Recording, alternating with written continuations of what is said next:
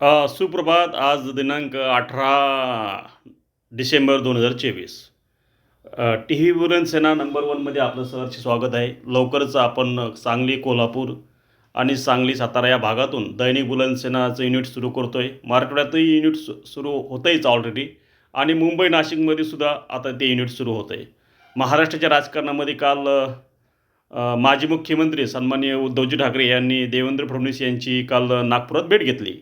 तर काही पत्रकार महोदयांनी, संपादक महोदयांनी ठाकरे गट आणि भारतीय जनता पार्टी एकत्र जर आलं तर असा विचार सुरू केला. अर्थात लगेच असं तर होऊ शकत नाही ना. राजकारणामध्ये आता एकनाथ शिंदे साहेब, देवेंद्रजी फडणवीस, अजितदादा पवार हे सक्रियकडे झालेले आहेत आणि हे सहजासहजी राजकारण होऊ शकत नाही. आणि त्या तीन पक्षाला, तीन नेत्यांना सांभाळणाऱ्या बुलंद सेना पार्टी आहेच सोबत.